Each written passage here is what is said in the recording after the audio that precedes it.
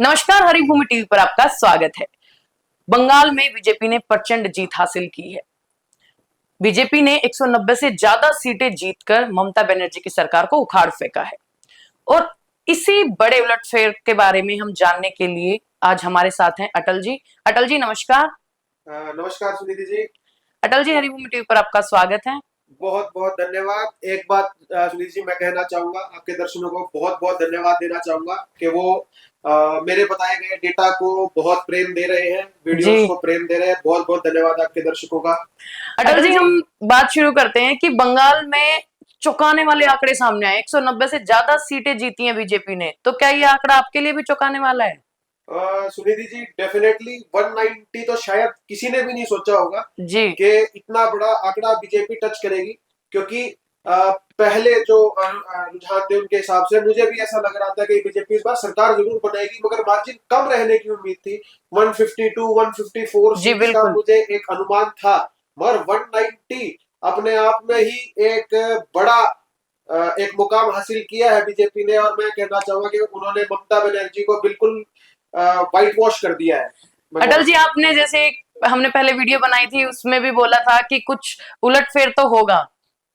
बिल्कुल सुनिधि जी, असल में बात ये थी कि जो पहला फेज था वो बीजेपी के लिए बहुत अच्छा गया था जी। और इस बार के जो आंकड़े हैं वो भी, हालांकि अभी पूरा फाइनल नहीं हुआ है, फिर भी बीजेपी 192 सीट्स पे है।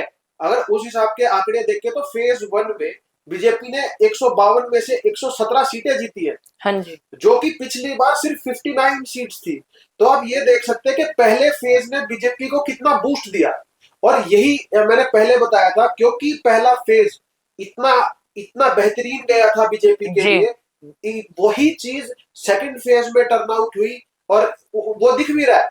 142 सीट्स सेकंड फेज की थी जिन पे वोटिंग हुई।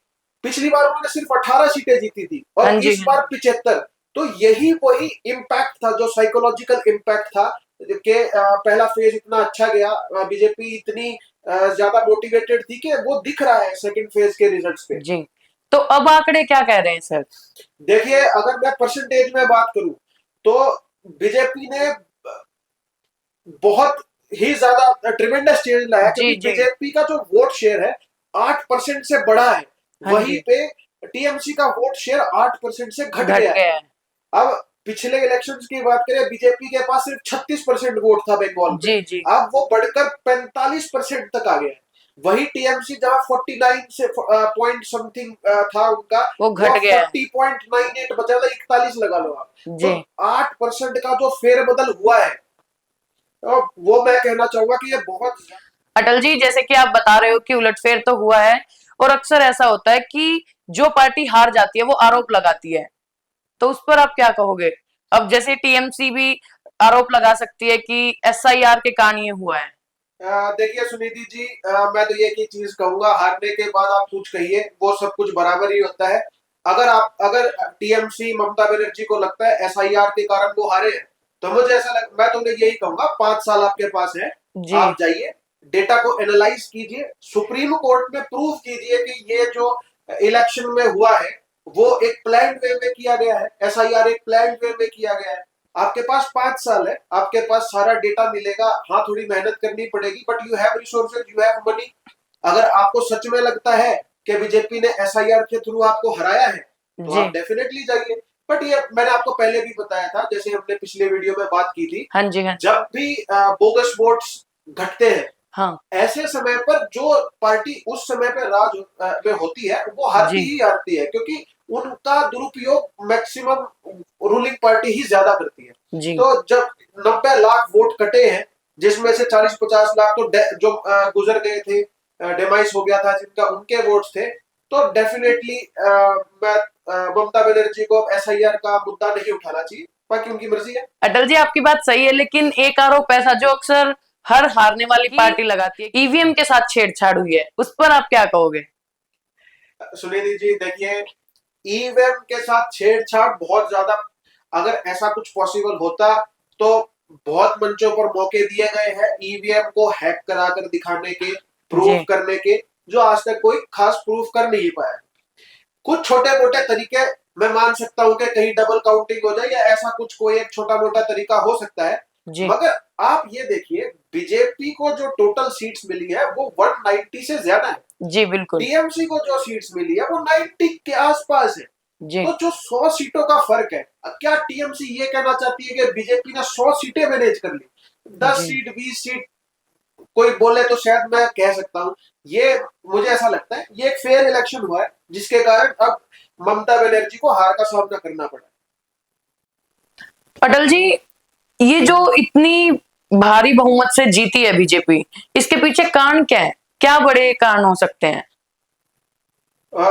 सुनिधि जी, वैसे तो कारण वही है, मगर जी आज बात करेंगे सिर्फ मेजर कारणों की। छोटे जी कारणों का अब कोई मुझे नहीं लगता कि जिस इस प्रचंड जीत के लिए बड़े ही कारणों की बात करी जाए। जी तो सबसे बड़ा है सिक्योरिटी।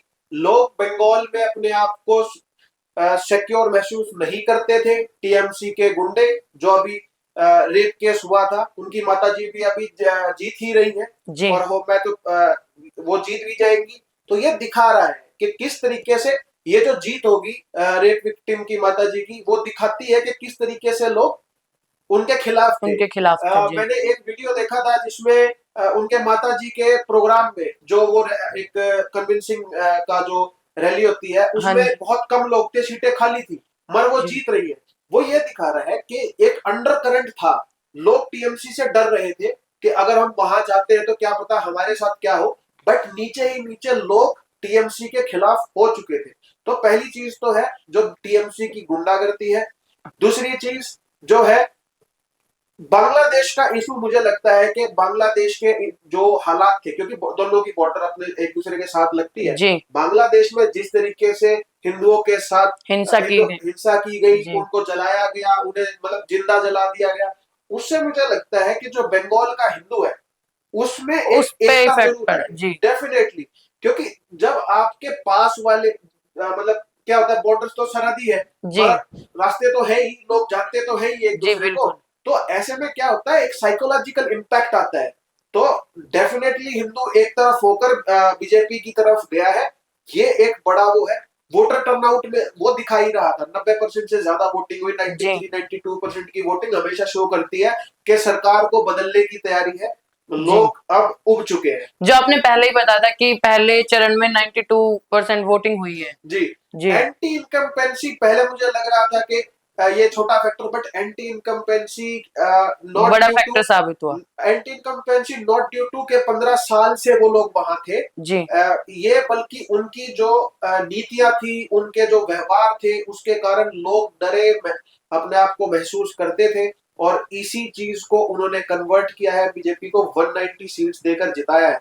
तो कंप्लीटली मैं ये कहूंगा 2 से 3 मुद्दे, पहला गुंडागर्दी, उसका दूसरा हिंसा। बांग्लादेश का एक इशू और एक जी एंटी इनकम्पेंसी, ये 3 कुछ ऐसे बड़े इश्यूज हैं जिन्होंने। जिन्होंने बीजेपी को जीत दिलाई। जी डेफिनेटली। जी अगर आपको ये वीडियो अच्छा लगा हो तो उसे लाइक करें, शेयर करें और सब्सक्राइब करना बिल्कुल ना भूलें।